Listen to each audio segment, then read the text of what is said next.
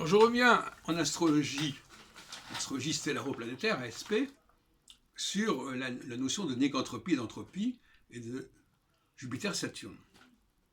Je rappelle encore une fois, contrairement à ce que croient beaucoup d'astrologues, que Jupiter c'est la fermeture et Saturne c'est l'ouverture. D'ailleurs la conjonction, le même principe de conjonction, c'est-à-dire vous avez deux facteurs, quand ils se réunissent, c'est la fermeture. Et quand ils se séparent, c'est l'ouverture. Donc c'est pas compliqué à comprendre. Donc là, il faut complètement repenser tout ce système si on veut faire l'astrologie du XXIe siècle.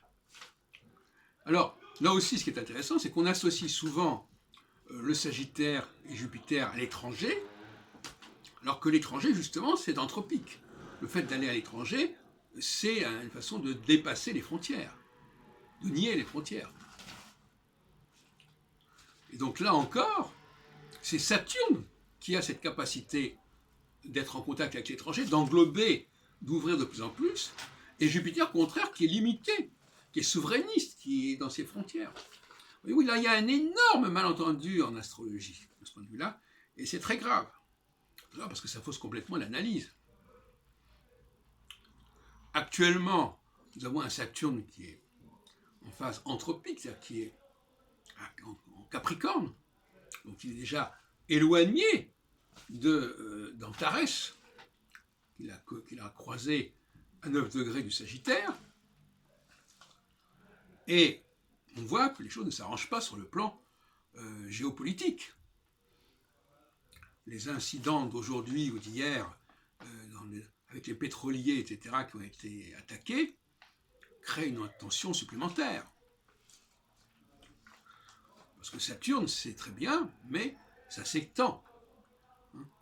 Parfois, Jupiter, en fermant, en se protégeant, pose moins de problèmes militaires et pour la paix que Saturne. Il ne faut pas se leurrer là-dessus.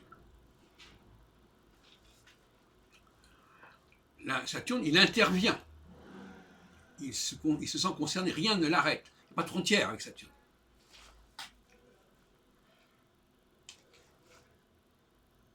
Alors il peut y avoir aussi un Jupiter qui est assez fort pour faire pendant à Saturne, mais en l'occurrence, Jupiter est encore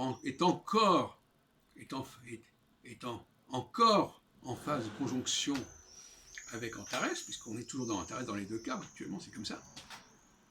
Mais il est en train de sortir de cette conjonction.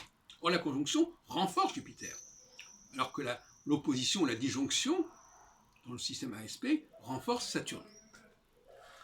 Donc la conjonction affaiblit Saturne, et la disjonction affaiblit Jupiter. Et quand Jupiter est affaibli, eh bien les frontières sautent de plus en plus. Donc il faut considérer que la puissance saturnienne actuelle, dès lors que Jupiter va s'affaiblir davantage, il n'y aura plus de garde-fou, si on peut dire. Quand il y a un Saturne fort et un Jupiter faible, c'est la puissance saturnienne qui l'emporte. Inversement, quand il y a un Jupiter fort et un Saturne faible, eh bien ce sont les protectionnismes qui l'emportent sur les processus fédéraux comme l'Union européenne, etc. On l'a vu au Brexit de 2016, quand Saturne était faible.